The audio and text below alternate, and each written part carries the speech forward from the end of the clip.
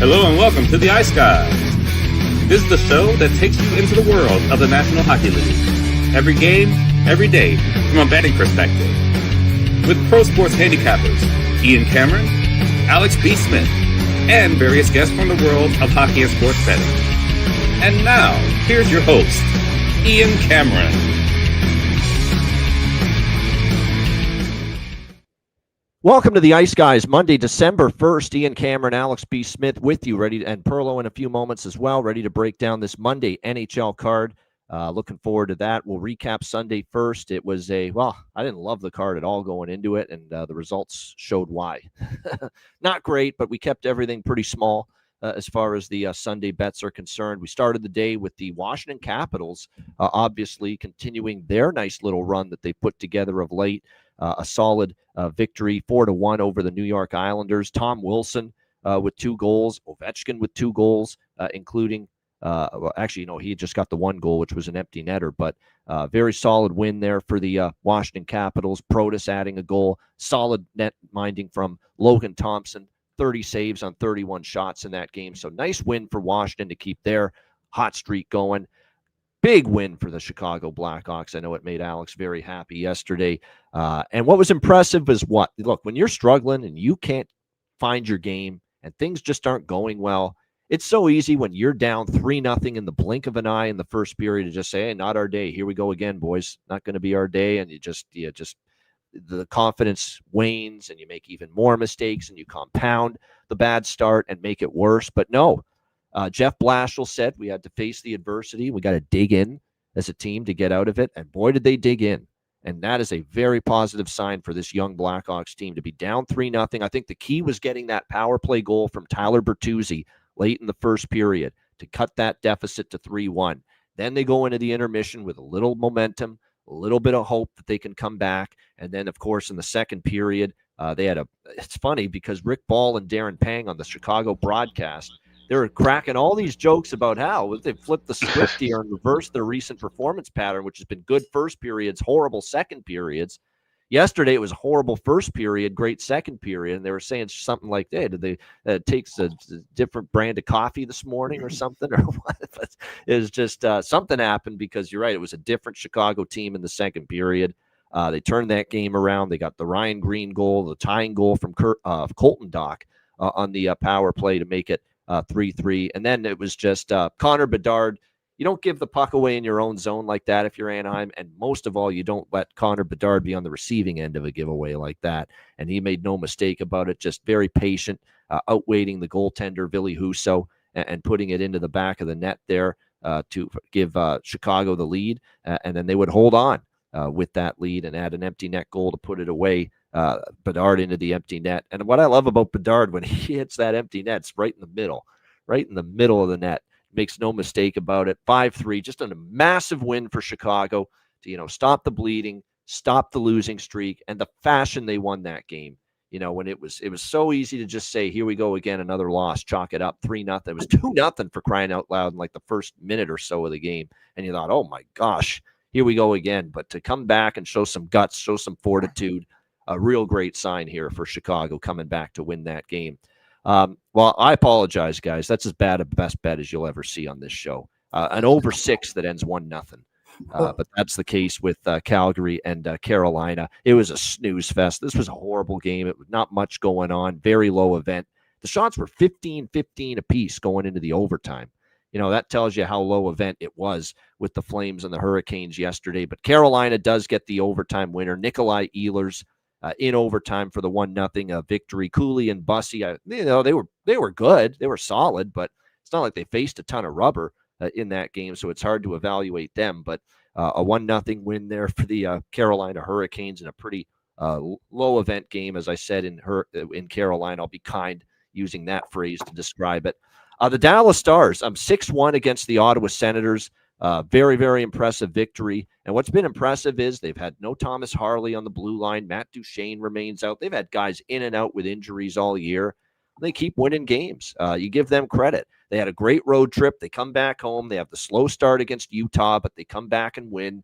They obviously, after 1-1 when Sanderson tied it, it was all Dallas from that point on. Wyatt Johnston with the hat trick. last night. Another goal for Jamie Benn. They honored him before the game for his 400th goal. It was just, you got to give the Stars team credit, and you got to give Glenn Gulletson credit, because this is a guy that we were a little surprised that's the direction Dallas went as their head coach. But at the end of the day, it was Jim Nill making this decision to hire Glenn Gulletson, and Jim Nill we trust. That's how much I think of Jim Nill. He's done a phenomenal job here in Dallas. That if he thinks Glenn Gulletson's the right hire, I'm gonna believe in it until I see otherwise.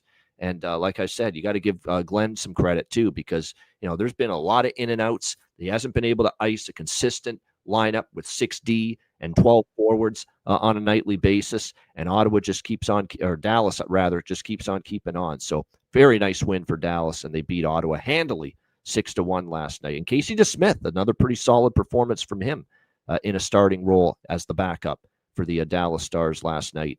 Alex, your thoughts on what we saw for Sunday? Yeah, like I said, short card, but it was an interesting card.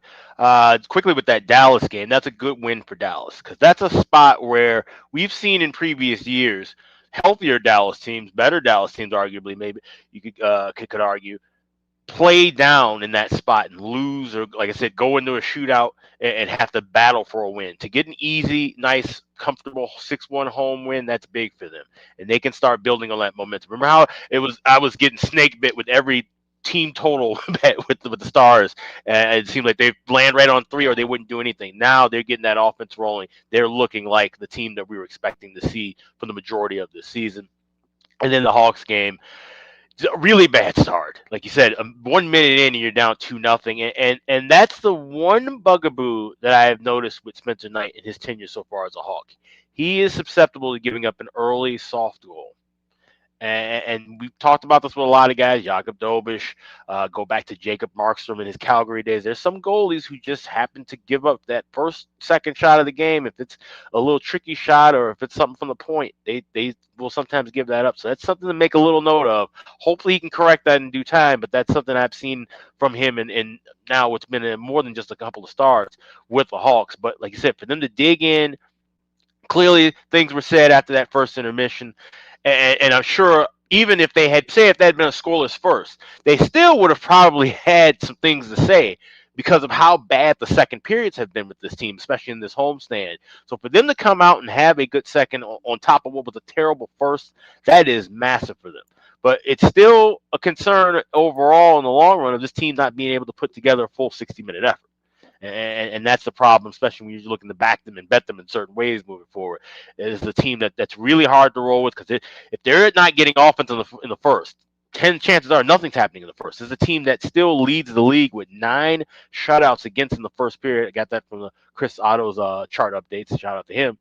So this is a team that if they aren't getting the offense necessarily in the first, and then they're playing well defensively, but if you aren't getting the offense in the second period, well, now you're putting yourself, behind the 8 ball with only 20 minutes left in the game. So those are things that have to be corrected. But like I said, great resiliency. Connor Bedard still continuing to be hot, still looking like the superstar that everybody was hoping he'd become right now. And I love seeing him jawing at the Anaheim bench after that empty net goal as well. Yep. It was a physical game. Keep in mind these two teams played a couple weeks ago. They're going to play each other again in Anaheim in a few weeks. So this is a budding and building rivalry. I like how Darren Pang was asking about Bedard after the game. What do you think about this rivalry that's possibly growing here? These are two young teams right in the same line. Obviously, you've got the Quenneville factor in there as well. I would love, if obviously probably won't be this year, but at some point in the next couple of years, to see these two teams play in a playoff series. I think that would be absolute cinema. Like I think that would be a lot of fun. So like I said, it's nice to see these bright budding stars actually coming through, and even like I said with Anaheim, played well early.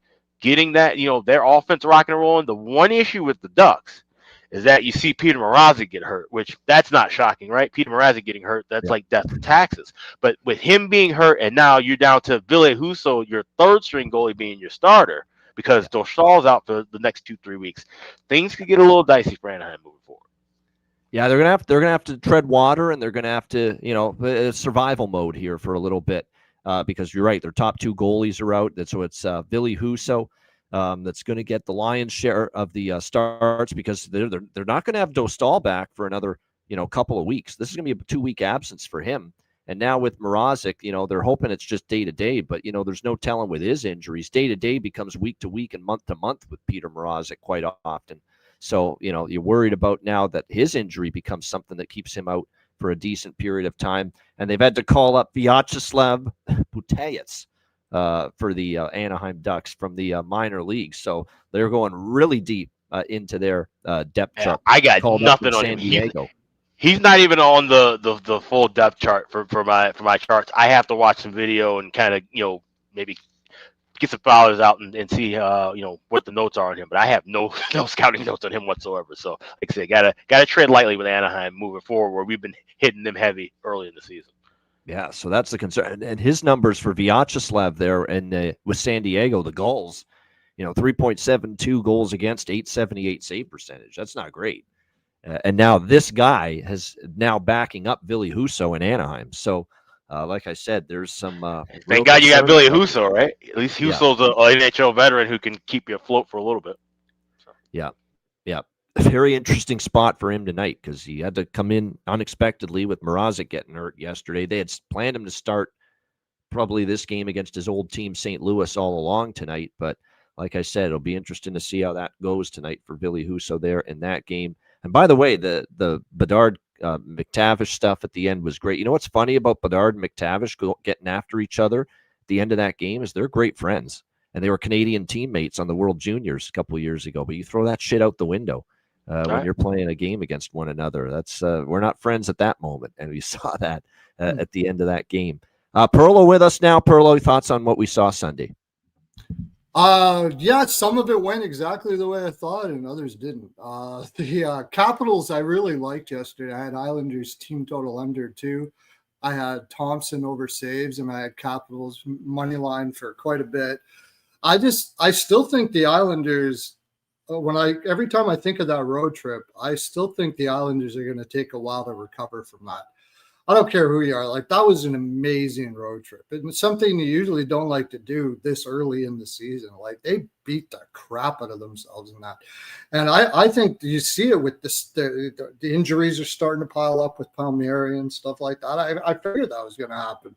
And there's not as much sting on their shots. They're getting lots of shots, but there's not much sting on it. So, like, the aches and the body trauma that came from that road trip, I thought was just going to keep on hurting them. And I love the Capitals there.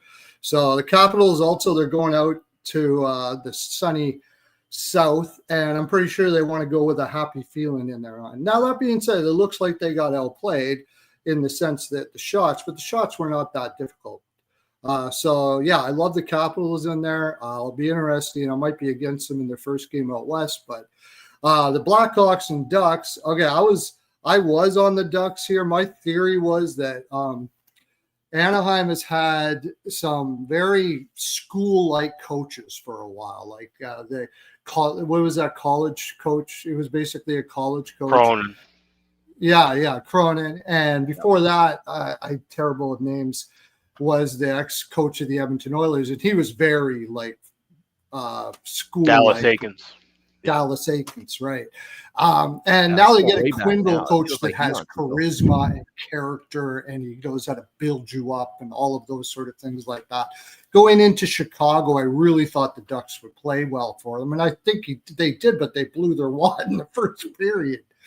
I think they just went a little crazy. And give it to the Hawks, man. They the one thing you can say, one thing I really am impressed with the Hawks here is they don't give up.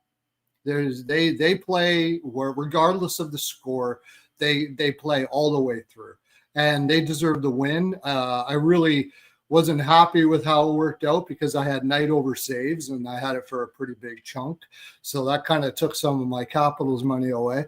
But and I had a little bit on the over, but it was a really interesting game. That's going to be fun games to watch moving forward. Just like you guys said, like, this is turning out to be somewhat of a rivalry now. And it's fun to see. It's fun to see these new rivalries popping up. The Hurricanes Flames, I got some money. I took the Flames team total under 2 and 2.5, which was great. but I also took the Hurricanes on a lot of craps, which wasn't great. But I did make it back a little bit because this looked like a handshake draw to me. After the first period, I'm like, these guys aren't trying to win anything here. My gosh. I probably should have done that too. It felt like a draw very early in that Carolina game. It really did. It seriously felt like a handshake draw. Like they're not. It's like they both talked to each other and said, "Look, we got Anderson in here is still kind of beat up. You guys are on a long road trip. You know what I'm saying?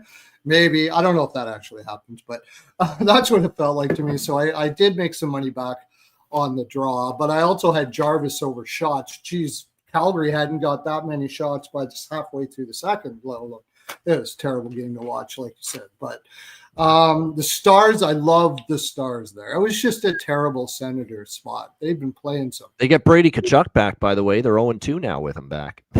Yeah, it's just he came back right when they were after playing some really tough hockey. Right. And, they had Montreal coming up too, so that's in the back of their minds. And it's a spot where it's just psychologically very difficult to keep on going. And I love the Stars. I had team total over. I had everything on the Stars, so that I ended up doing pretty well, all told. In the games, some props kind of. One of the big ones I had was, and we'll talk about it later. Actually, I'll talk about it later. There was one I had in the Ducks, and we'll talk about it later. We'll move on. Yeah, because they're in action again, the Anaheim. So we will. One quick thing, more Anaheim Ducks in just a bit. Yeah, go ahead. One quick thing I'll say, and it'll lead right into tonight, and what Perlo was saying about reference with the Isles. And I've heard this from two different broadcasts over the weekend. The Wild broadcast, I'm trying to remember what the other game was, but they were saying that a lot of the trainers in the league are saying they're seeing way more injuries, whether it be severe injuries, nagging injuries. We've got freak injuries we'll talk about later. But we've been seeing more injuries, and a lot of these trainers are really believing that it is because of the condensed schedule. So, to what you were saying about with that Carolina-Calgary game, I'm sure it wasn't an actual conversation, but you may have spots like that where teams are just like, listen, we're both dog dead tired. And it's just kind of just everybody kind of feels it on the ice, and you see in some of these slow games. That's why we've seen about, 1-0 games, I think, in the last 3 weeks. So, that's something to keep in note. Yeah, no doubt. That's not surprising. That's what I sort of meant. It's like they didn't actually say that, but right. I get you. Right, yeah, and that's the thing, and that's something we could see increase a little bit more, especially with more condensed schedules, holidays. You're gonna have breaks and gaps in between, so something to make a note of. Yeah, no doubt. Yeah, when your body doesn't have the normal recovery time and rehab time in between games like it's accustomed to, you're going to have more fucking injuries. It's just the way it is. It's not shocking at all. It makes 1,000% perfect sense to me that there'd be an increase in injuries across the league with teams playing more games in a condensed period of time this year than in past seasons. So there's no question. I mean, the body is you're a human being. You're not a machine. It's still human. If the body doesn't have time in between games to rest and recover as you normally would have, the regular time, you're going to suffer for it physically. It's just the way it is. But let's throw a tournament right in the middle of the season, right? Yeah. Well, and an intense one where teams are going to want to give 100% physically. Yeah. Absolutely. So like I said, these players, man, normally I say the off season's too long. The off season, you're going to earn your off season this year. My goodness, with what they're going through this year with this schedule and the Olympics, especially the players that are going to be participating in that as well. All right, let's get into Monday night's card. We'll begin Keystone State battle, Pittsburgh and Philadelphia, Battle of Pennsylvania. Philly -140 home favorites, 5.5 the total in this game. Two teams kind of going in opposites right now. You got Pittsburgh losing 3 of their last 5 games. Philadelphia playing some really good hockey, 5-1 for Rick Tockett's crew in the last 6 games, coming off a 3-1 road trip, beating Florida Islanders Devils back to wind down that road trip. Pretty impressive from this Flyers team after getting shut out by Tampa 3-0 in the first game of that road trip.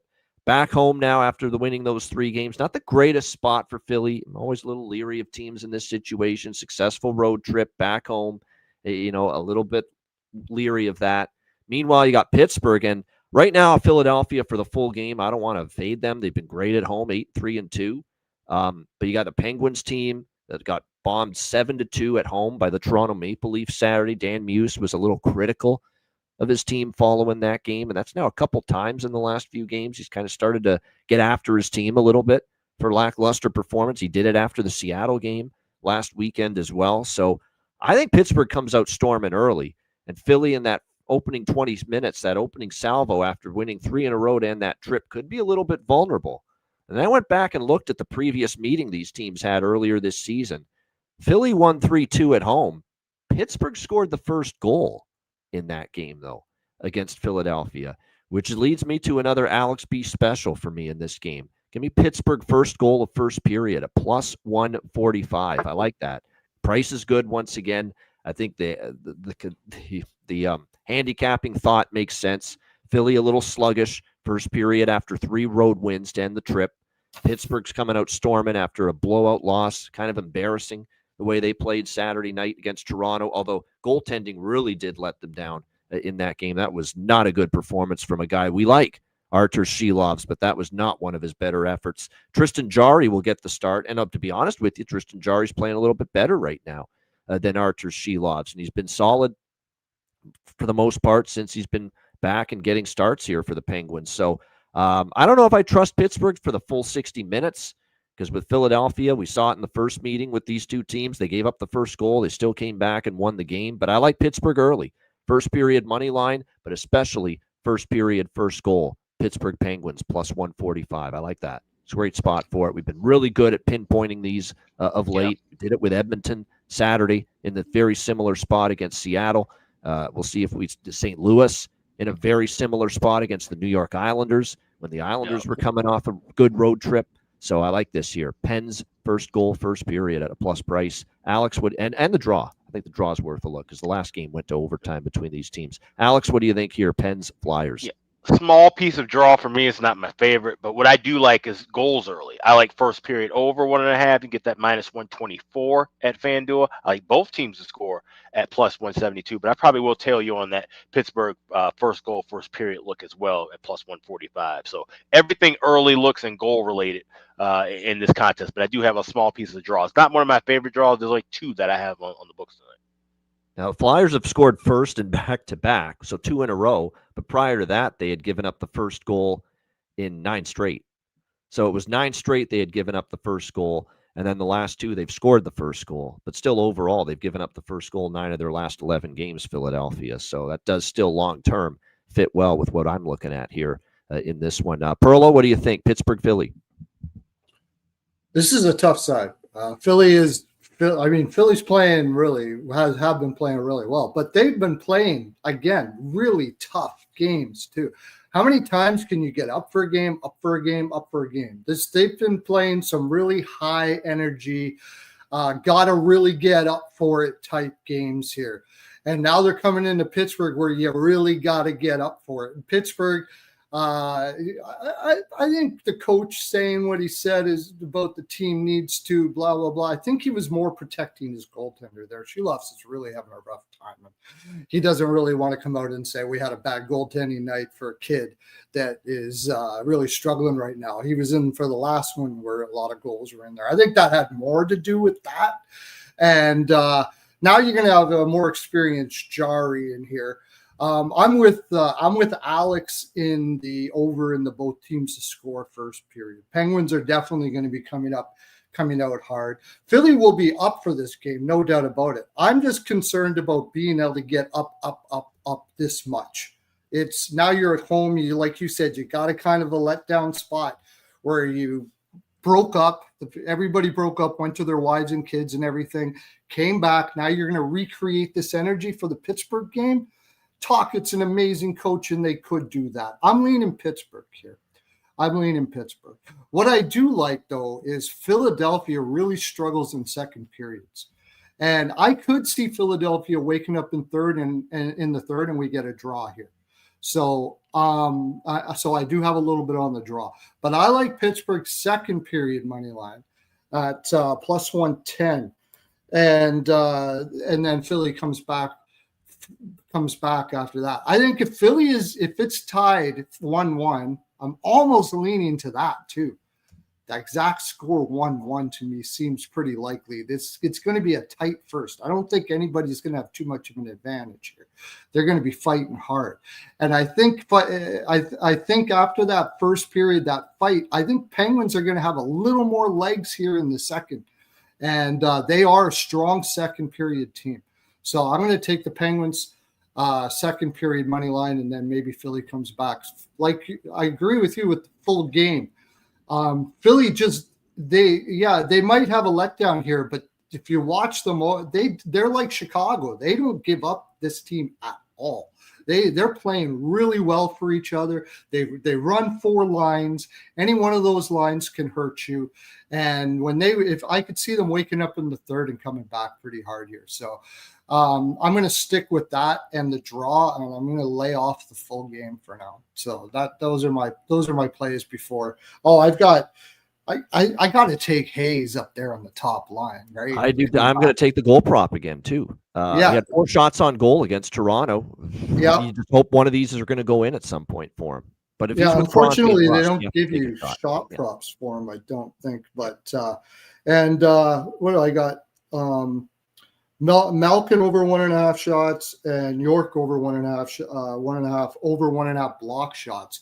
He's been going 3, 4 and everything. I parlayed them together. It feels like a Crosby goal day, a plus 180. I mean, he's playing Philly. He's going to get a goal. And that's Forster anytime goal. In his career lifetime, he scored in 55% of games he's played against Philadelphia. There you go. That tells you plus 180. You can't go wrong there. Yeah. And Zegras is just playing too well. I got him for a goal as well. It's still not a bad price. Like, you can still get up to plus 185, plus 190 on Sid to great score. Price. Still a pretty good price for a guy. One of the best players to ever play in the world at a plus 180. I'll take that. Not bad for a guy that's on pace for 50 goals right now. Exactly. That's the current pace for Sidney Crosby right now. And again, you expect him to lead by example after a 7-2 loss. You expect him to have a strong game here tonight in this spot. Dan Vladar in net. He's been great for Philly, but again, I think he's going to be subjected to more shots and tougher danger chances early, because I think Philly could be a little sluggish out of the gate coming off the road trip. So that's what I'm 100 for Vladar over 22.5 saves today. That is really good. Really good. So I like that too. Yeah, it could be a shot volume night that he'll face for sure. All right, Columbus, New Jersey. We've got New Jersey minus 140, home favorite, 6 the total here in this game. Devils, of course, coming off a 5-3 loss to the aforementioned Philadelphia Flyers. Only their first regulation loss, believe it or not, on home ice this season for New Jersey. That 5-3 loss to Philadelphia the other night. So I was very impressed with Philly there in that game.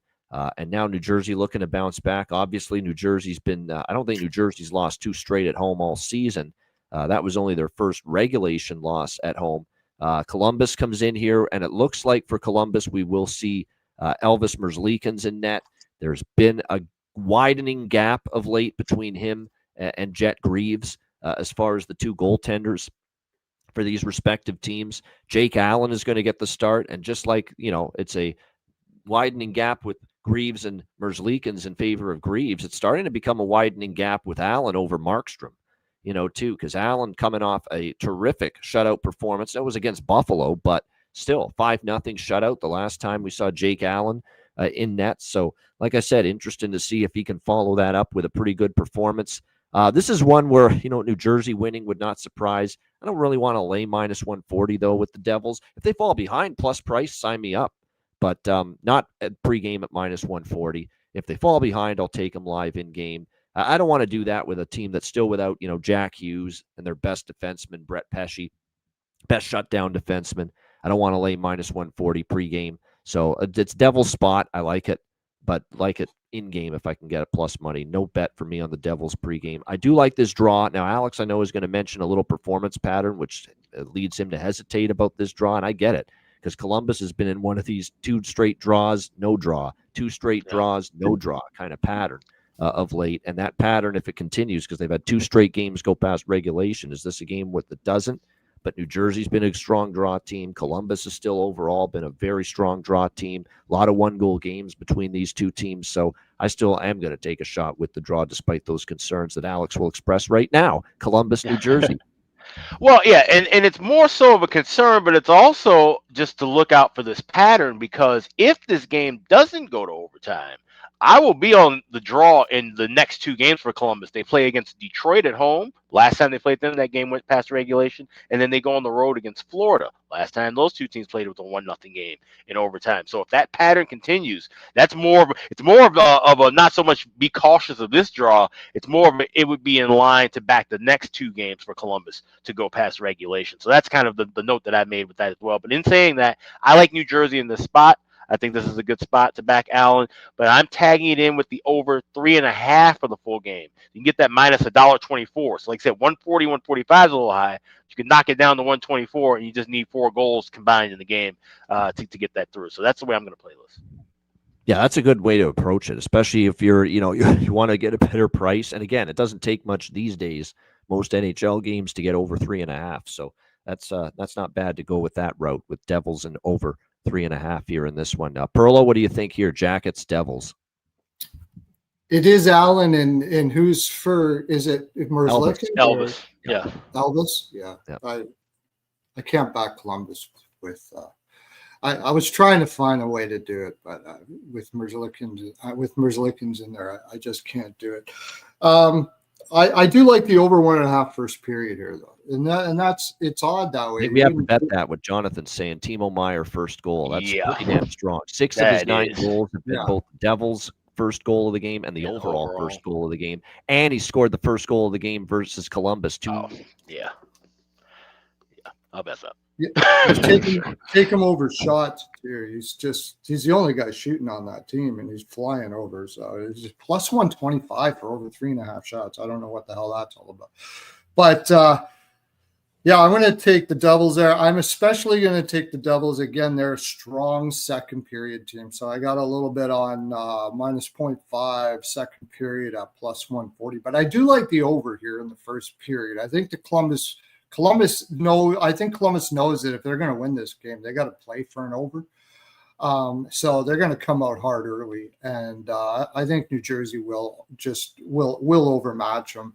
I had the, you know what? I'm going to take it. I have the Perlo special written down here, and I think this feels like a Columbus Blue Jackets score in the first period. New Jersey score in the second to me. So you can get that at plus 130. I got a little bit on that.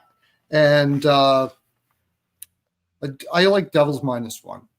Devils -1. So I'll take Devils -1. Although I kind of like yours better. I might switch that to Alex's. Devils ML and over 3.5 that's a really good bet. So I'm going to tail Alex on that one. I have a little bit here on the Blue Jackets team total under 3 at minus 145 or 2.5. I think the Blue Jackets will struggle, but I do think they'll score in the first period. So I'm like, better not. Yeah, it's been tough sledding for Columbus. 4 straight losses for them entering tonight. Detroit, Washington, Toronto, Pittsburgh. I mean, what sucks about this losing streak is other than the Washington game, which got away from them, they've been right there in every game. Overtime losses to Detroit, Toronto, and Pittsburgh. So it's not like they're playing horrible hockey, Columbus. They're just they're not getting the right bounce. They're not scoring at the right time. They're giving up a goal at the wrong time. That's basically been the difference here right now for Columbus. But like I said, they've been snake bit a little bit. We'll see if they can bounce. Won't be easy because New Jersey's been awesome at home. But like I said, they've certainly played better than the 4-game losing streak would indicate. All right, Winnipeg and Buffalo. Next up here, we've got Buffalo minus 115 home favorites, 6 the total in this game. Come on, this Buffalo off a monster upset win. We know what to do here. Winnipeg minus 105. Sign me up. 100%. Not even an issue. Thinking twice about this. Yes, Buffalo did what I was kind of worried they might do. Shut out by New Jersey at home, go on the road, and end up beating Minnesota, or at least giving them a game, and they sure did that. They did one better. They beat Minnesota 3-2 in a shootout. I didn't have the guts to take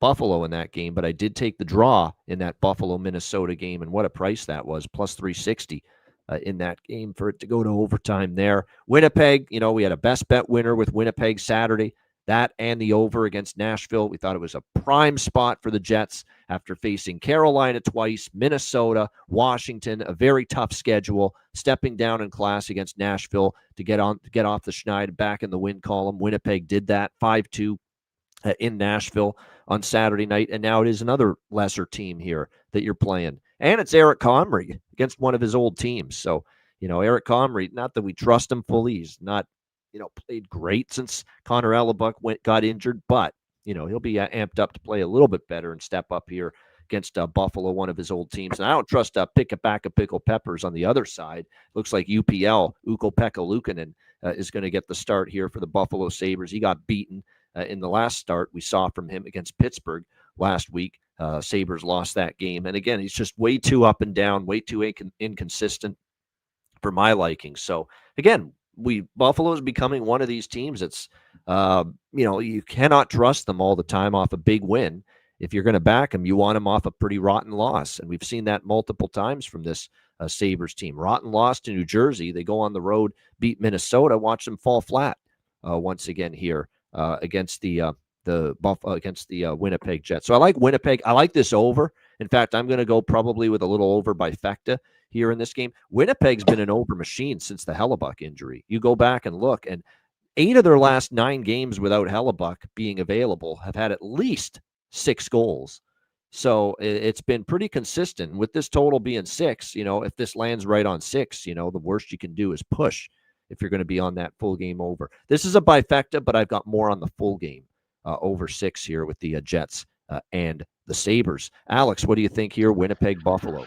So yeah, this is, like I said, definitely a fade spot for Buffalo. It's a little tricky to back Comrie going up against his old team. You look at the numbers, the 2 appearances he's had against them, giving up 7 goals. So he has a 3.55 goals against an 857 save percentage. Not really the best of numbers in the world against them, but I still feel like Winnipeg's the better team, and this is a cheap price to get them. So I will play Jets money line small. I will play that over 6 small, and then I will also go once again with that combo Jets with over 4.5 here, plus 135. Because like I said, I definitely think we get goals, but smaller on the just straight side and straight total, and then going a little bit heavier on the parlay. By the way, they've won 4 straight times here in Buffalo as Winnipeg. So they've definitely played well in this building in recent years. Perlo, what are you thinking here? Jets, Sabres. Yeah, you know what? We say, well, you can't figure out the Buffalo Sabres, and I agree. You can't figure out at least I did agree. But what I started to realize is Buffalo Sabres, you bet them against teams in bad spots. Minnesota, bad spot when they won that game. Carolina, horrible spot coming off the road, going over. That's a great point. That's actually Chicago, bad spot. Point. They just came off that win. They're going for 1, and then they're coming back. Edmonton was a horrible spot too, just at the end of a road trip. You bet them in bad spots. Is this a bad spot for Winnipeg coming off that win? I say no.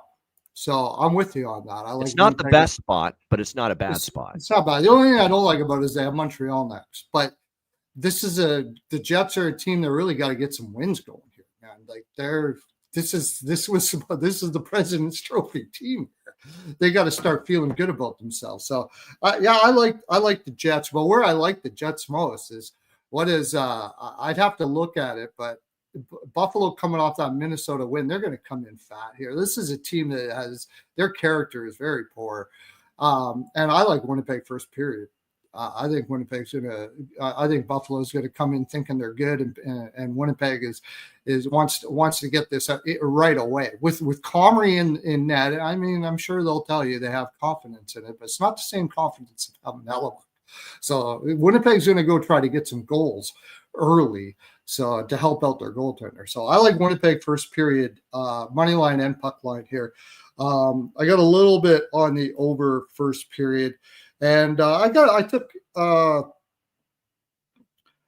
a Jets plus 1.5 and over 5.5 just to cover my bases. I think both of those things are going to happen. So you can get that at like plus 100 or something like that. So that I like a lot. There's another and that's it there. But I think it's a jet spot. The other thing, people like Norris is coming back. Oh yeah, of course. I should have mentioned that. Yes, John, that is big. But again, how many times have we seen this? We see Tkachuk come back for Ottawa. They go 0-2. You think, hey, it's going to be a big boost for the team, and they're going to rally around it. Big win, one of the best players back, and sometimes it screws up chemistry, and it takes a couple of games for the guy returning to the lineup to get up to game speed again. Well, there's that, and a lot of times the team takes like this exhale. Oh, we're okay now because Josh Norris is back. That seems to happen a lot. Is all the guys that were fighting without Norris go, oh, okay, I don't have to work so hard today. And if anybody's going to do that, it's the characterless Sabres. So I don't really put too much stock in that. I will take Norris to score a goal though, because I don't know what it is about that guy. He comes back from injury, and it looks like he was never injured again. That doesn't mean the rest of the team plays that, but he has a tendency to be like that. Also, I love Perfetti's going up on that second line, and because they had him down in the fourth. He I guess maybe because of injuries and stuff like that, they wanted to work him in, but he's up now, so they must think he's good. I love him for a goal and over 1.5 shots at minus 135. I got a bunch of other props here. You guys can Perlo's NHL POW. I'm going to post all this after on my Twitter. Yeah, I don't mind Perfetti going back up the lineup. I do like that. I like Velarde. Niederreiter's been actually starting to score a bit the last couple of games as well. Josh Doan for Buffalo. He just continues to chip in offense, because I do think Buffalo will score at least a couple tonight, even though I like Winnipeg in the game, because I do like this over. Like I said, Winnipeg is transitioned right now to an over team, and I think they kind of feel subconsciously like they have to score more goals now because they don't have Connor Hellebuck. They're awesome regular season goaltender. That's what I'm going to start referring to him as, great regular season goaltender, and he is. He's a phenomenal regular season goaltender. But it's the playoffs and especially in the road in the playoffs, that has been his stumbling block in recent years. All right, Anna, you mentioned that, I have a little parlay here. Both teams to score 2 goals and Scheifele over 1.5 shots at plus 100. I like that one. Very creative. You don't have to rely on anybody winning or losing the game, and just get two goals from both teams, and then Scheifele hits his prop. You're good, no doubt. All right, Anaheim, St. Louis. You got St. Louis minus 150, home favorite, 6 the total. This is a really tough game to really break down, and because I went back and forth on it. St. Louis is starting to get a little momentum, a couple wins in a row, beating Utah and Ottawa on this homestand back-to-back. I don't think they're fully back yet, but there's no doubt they're building momentum. Jim Montgomery's happy with the progress they've made. This is a tough spot for Anaheim, back-to-back after a game in Chicago yesterday. Now on the road again tonight in St. Louis. You're down your top 2 goaltenders. Ville Husso out of rhythm now, because he had to go into the game from an injured Peter Mrazek yesterday when he wasn't expecting to play at all. How does that affect his scheduled start? Because I think he was scheduled all along by Joe Quenneville to start tonight against his former team, the St. Louis Blues. So I worry about that. Yet at the same time, how many times have we seen the guy step up and look like Marty Brodeur a game against his old team? And we've saw friggin' Anton Forsberg look like that earlier this year for the LA Kings when he went to Ottawa against his old team and he shut out the Senators 1-0. That game still stands out to me. So maybe Husso, has one of his best games, wants to beat his old team, looks great. The problem for Anaheim is just overall as a team, their defensive game is not at its absolute best right now, and that could be an issue here. Now, St. Louis hasn't been scoring, so it's kind of what's going to give here. Anaheim's been giving up goals. We don't know if Husso's going to be out of rhythm, and St. Louis hasn't been scoring. But if there's a night St. Louis might open things up offensively, it's here, especially if you look at series history. If you buy into series history at all, my goodness, the Blues have won 10 straight head-to-head over the Anaheim Ducks, and they've just obliterated this team on the scoreboard. Every recent game, the Blues have scored 6, 4, 6, 6, 4, 7. They've had no problem putting the puck in the net against Anaheim over the years. So that's a concern here with a fatigued team on a back-to-back, missing their top 2 goalies. But I think Anaheim's still very capable offensively themselves. We know that's not an issue for them. They're still able to score goals. Anaheim has scored 3 goals or more in 6 of their last 7 games entering tonight's action. So, and then the series history has been strong to the over. 4 straight overs in the series, 7-2-1 to the over in the last 10. So I'm on over 6 here in this game. Just full game. This is not a bifecta. This is just over 6 for me, Anaheim, St. Louis. And we'll see what happens as far as the side goes. If you ask me right now, I would lean taking the Anaheim at plus 130. I don't want to lay minus 150 with St. Louis, but it is a better spot for them. I like the price with Anaheim, and there's always that potential. Husso stands on his head facing his old team. We've seen goalies do that before, but like I said, I am concerned about the state of this Anaheim team defensively the last few games. The LA game, the Chicago games weren't Rembrandts defensively from this Anaheim team. And if you're going to expose Husso to that kind of high danger, could be trouble. Alex, what do you think here? Anaheim, St. Louis. Yeah, this is going to be a pass for me. There's a lot of just moving parts and variables. You've got the Ducks with Husso in net, and it's going against his old team. The Ducks have a hot streak in this, Blues rather than a hot streak against this team. You've got the Blues with the injury issues. Like I said, offense has been kind of dry. This is one I can, either wait live and grab something or just completely pass it. But right now, I got nothing. Well, they already had Suter out. Yes, Toropchenko depth, a pretty solid depth forward. Bottom 6 role for the St. Louis is out. And, of course, Jimmy Snuggerud, the big one on IR for the St. Louis Blues. Even though he hasn't had the monster offensive season to this point that we thought he might, 5 goals, 6 assists, hasn't been firing on all cylinders, but he's still going to be missed. There's no question about that. Yeah, Holloway, as Jonathan Davis is talking about in the chat, yeah, no argument. Dylan Holloway is heating up. It's been one of their best, most consistent scoring forwards in the last few games. So, yeah, any Dylan Holloway props, I sign up for those as well here in this game tonight. Perlo, what do you think here, Anaheim, St. Louis?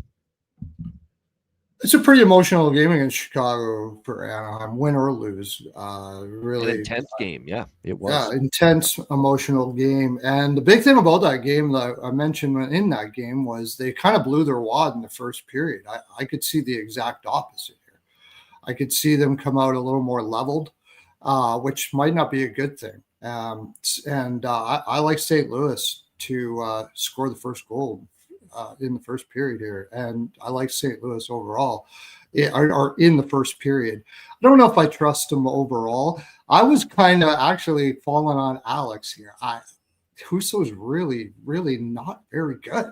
And I didn't know exactly. I was kind of falling on what Alex would say. If Alex said, I don't care if it's back to his old team again or not, he's not good, I'm going on St. Louis, and I would have did that, but he's not really leaning that way. He's thinking that Husso might have a good game here. So I like again on the Perlo special here. I like St. Louis to score a goal, and I like Anaheim to come back and have a strong second and score a goal in the second period. I got this at a 5.5. I do like the over 5.5. Just maybe not as much as I originally thought, because if Husso is going to have a good game, I'm going to lower my units on it. But it wouldn't surprise me if he doesn't. And St. Louis has been scoring more, and we all know Anaheim can score for sure, no doubt about that. So, and I don't see Anaheim. I mean, Anaheim may try to play like a good, solid defensive game after that Chicago game. I don't think they have them in them right now. And I don't think Quenneville's really spent a lot of time practicing trying to build up a defensive system with Anaheim. He knows what their strength is.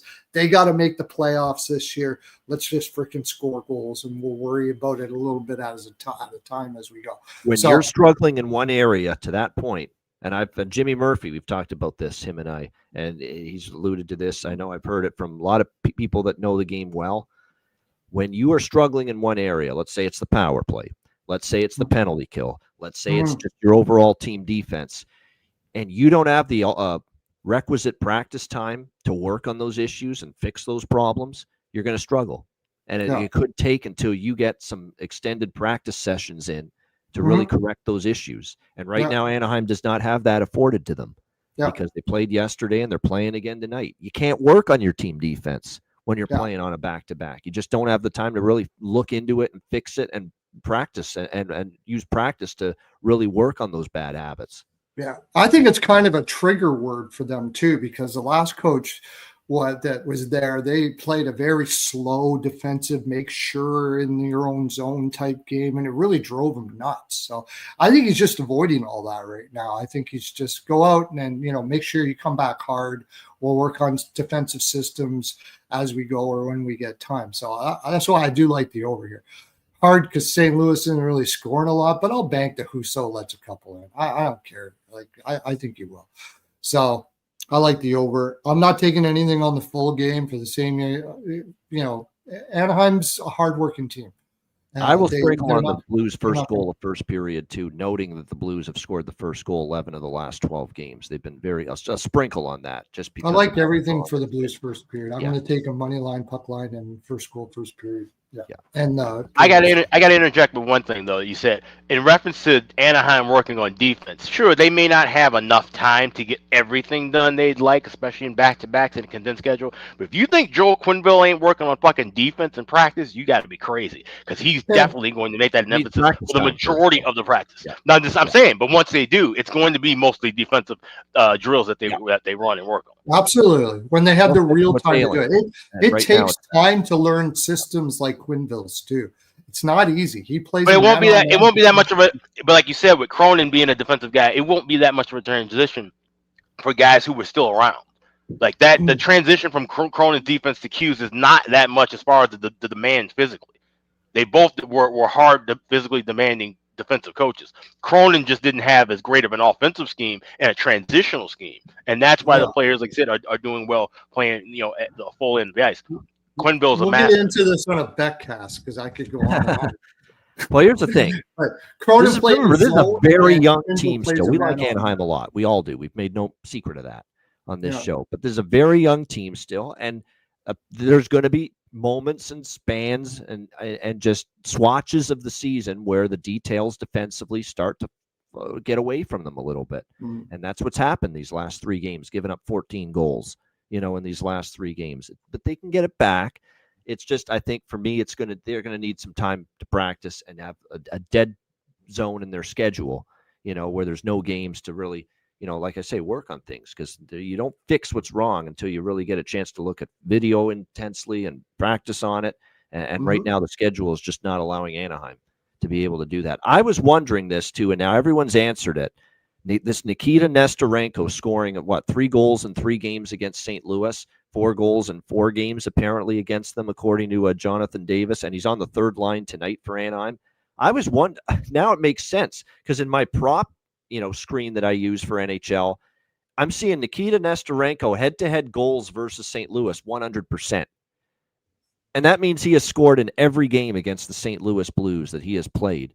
Nikita Nesterenko for Anaheim against St. Louis. So he has scored in every game in the past that he has played against the St. Louis Blues. So I guess you do have to take a shot with it, right? Plus 850, plus 800, plus 850 for Nikita Nesterenko for Anaheim to find the back of the net tonight when a track record like that. And a lot of these goals have been against the guy he'll face tonight, Jordan Binnington, in net for St. Louis. So, yeah. It's hard not to bet it. Hard to turn that down. No question about it.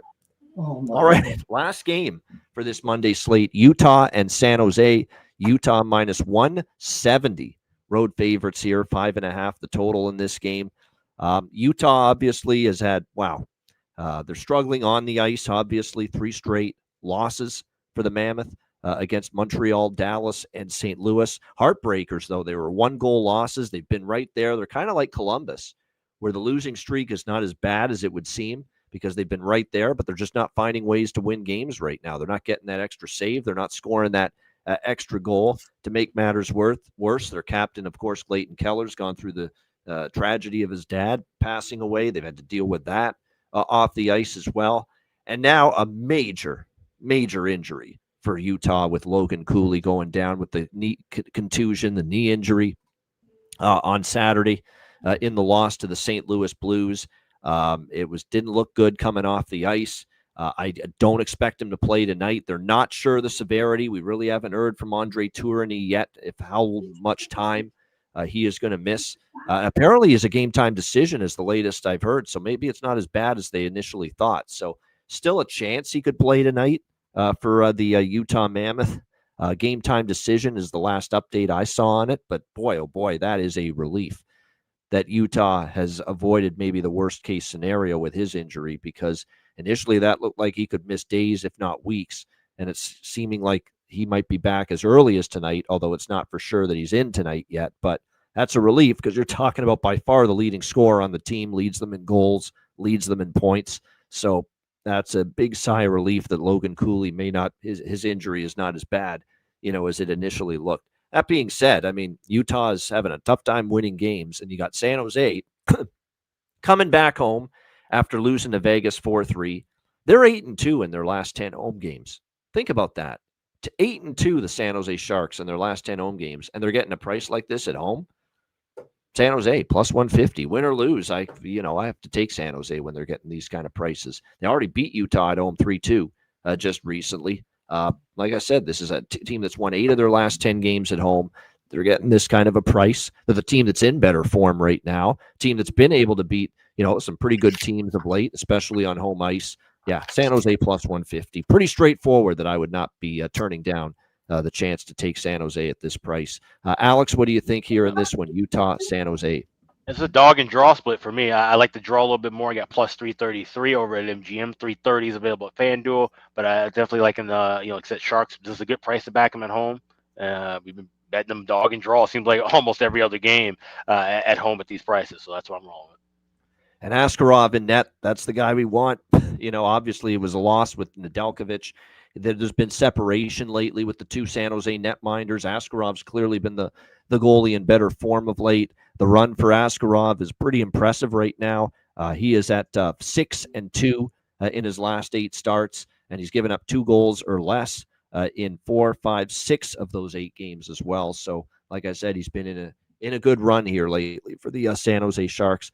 I don't know if we get goals galore tonight in this game, but with Utah off a shutout loss and San Jose off a 4-3 loss to Vegas, I expect some pretty good aggressiveness from both teams early. So I will dabble in the first period over, but only the first period over here in this Utah-San Jose game.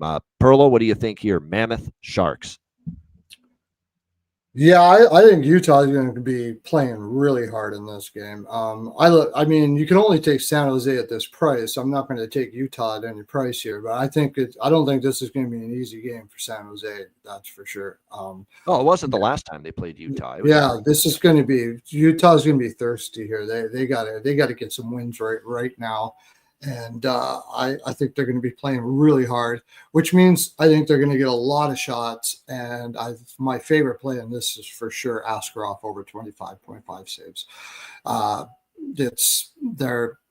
can't see how they don't get 30, 35 shots here, unless Askarov has a bad game. He's got to have bad shots at home San Jose lately. I think, that so yeah. I do have the over 1.5 first period, and I have the over here. But if with the over, I'm thinking more likely the Sharks than the Mammoths, just because Askarov is so good. It's going to be tough to score 3 goals on him. It just is. Especially the one thing about this Utah team, though, is they pass the puck a lot inside. Like they don't just shoot right at you. They pass the puck a lot. Last time they played, though, San Jose really picked up on that drop back play that they kept on trying to use all the time. So they're going to have to change things around a little bit here. And if they do that, I could see them shooting a little more and not passing it around so much, because San Jose picked it off pretty good the last time they played. So I'm going to take the over 1.5. I got over 1.5 first period. And I have a little bit on Sharks money line as well. But just a little tiny bit because the price is too good. But I really like the Sharks second period at plus 118. I think Utah is going to come out, much like I've said about other ones, they're going to come out really hard. And the Sharks are a good second period team. They're going to hold it off. Maybe even Utah's up, and they'll come back in the second at plus 118. So that's my favorite play of that. There's a couple props I have here that I really like that I've been making money at quite a bit. Sergachev under 1.5 block shots, minus 135, 7 straight. He doesn't block shots hardly at all. And Hayton, who's going down to the fourth line now, he wasn't getting any points on the top line. I don't think he's going to get any points on the bottom line. And you can get that at minus 135 for under a point for Barrett Hayton.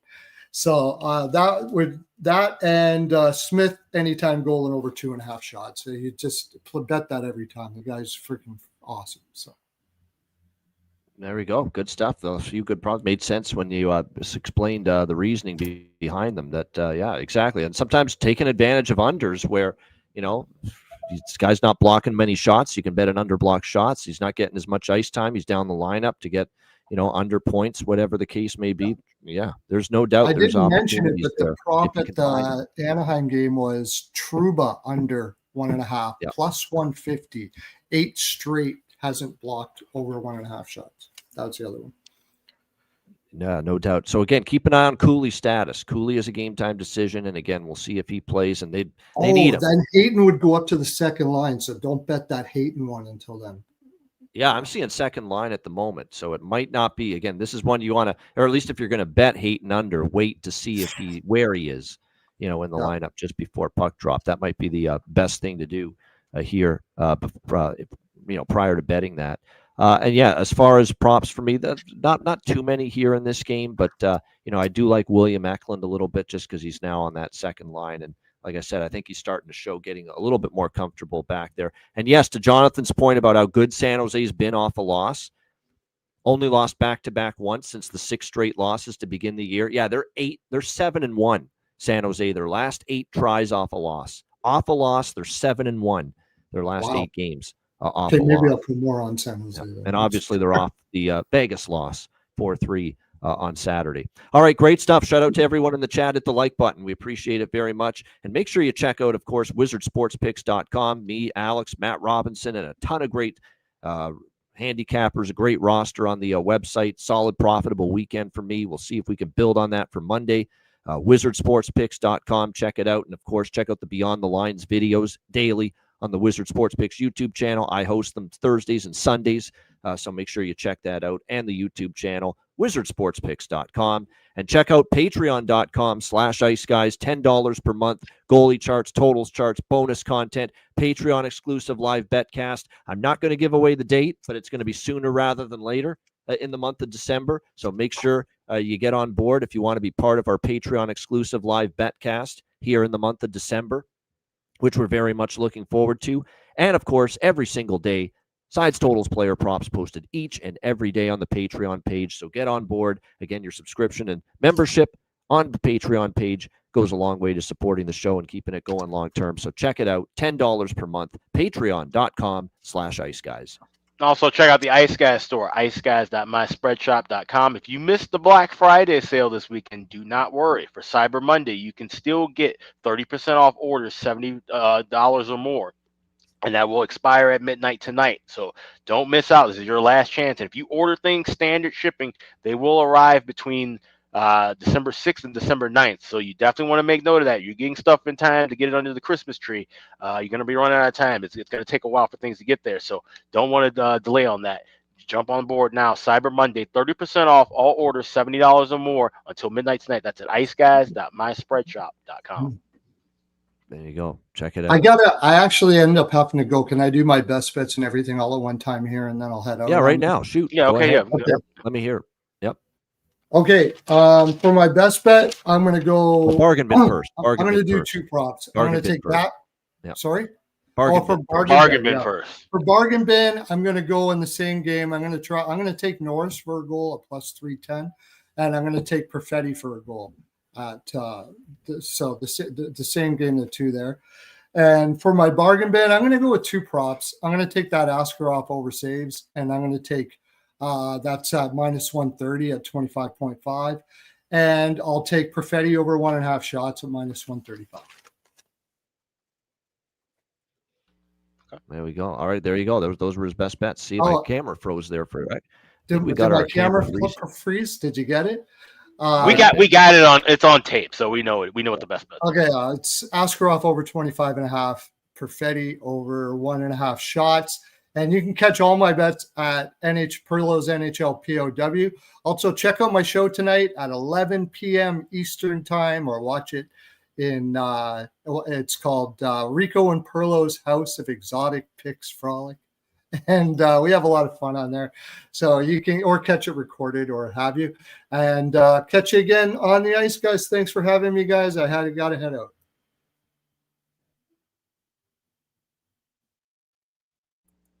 All right, Perlo, we'll catch you. Y'all good, Ian?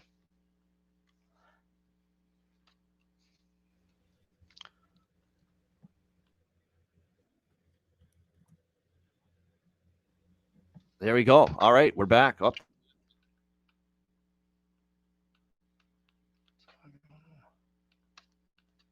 That's StreamYard slowdowns going on here. You know what? Yeah, I'm like, yeah, I don't know what's going on. There's an update. Yeah, there's an update running in the background here. That's what slowed me down here. Okay, there we go. I think we're back now. All right, good stuff. All right, so Perlo gave you bargain bin special and best bets just a moment ago. So that's done. I'm gonna have a lot of fun editing that if he hits one of those. Yeah, no doubt. Yeah. No doubt. All right, I think we're back. Okay, good stuff. Right. We got bargain bin special tonight from me and from Alex, along with best bets, coming up in just a moment, right after we hear from our great Ice Guys sponsors.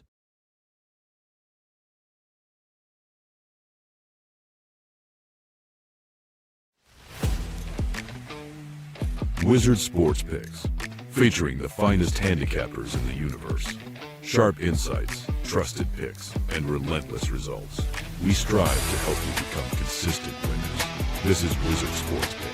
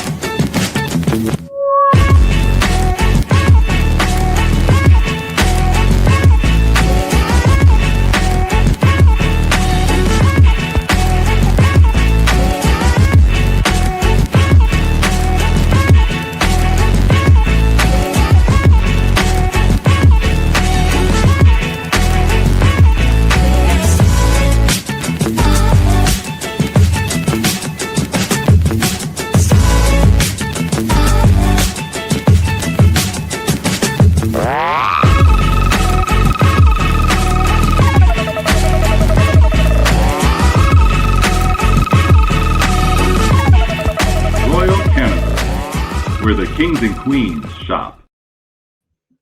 All right. Thanks to all our sponsors, including, of course, Royal Cannabis. Check it out, royalcannabisshop.com, 20% off with promo code IceGuys. All right. Bargain bin special of the night. You heard Perlo's earlier. Alex, your bargain bin special for Monday.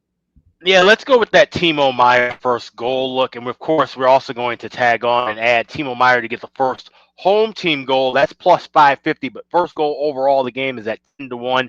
He's hit 6 of the last 9 games where he's had the first goal for the Devils or the first goal of the game overall, and he's done it twice in back-to-back meetings against the Blue Jackets. So Timo Meier to get things rocking and rolling early with the first goal of the game for the Devils at 10-1 and 550 for the home team. About 2 bargain bin specials tonight. All right. My bargain bin special of the night, I'm not going to resist it. Plus 850 with Nikita, we need you so. We need you to score a goal tonight. Nikita Nesterenko, you've owned St. Louis. You've done significant damage against Jordan Binnington. We will take a shot here. Nikita Nesterenko for the Anaheim Ducks, plus 850 for my bargain bin special of the night. All right, best bets. Alex, what do you like for best bet? Let's go to that Keystone State battle. We got the Penguins taking on the Flyers, and I like goals early in that contest. Give me that first period over 1.5. You can get a minus 120 at Caesars there. So over 1.5 with Penguins Flyers in the first period. That is my best bet. Best bet for me, plus 150 San Jose. What a great price. 7-1 their last 8 off a loss. They're obviously 8-2 in their last 10 at home. Utah scuffling. Utah still maybe without their leading scorer, Logan Cooley. If he doesn't play, that is still up in the air.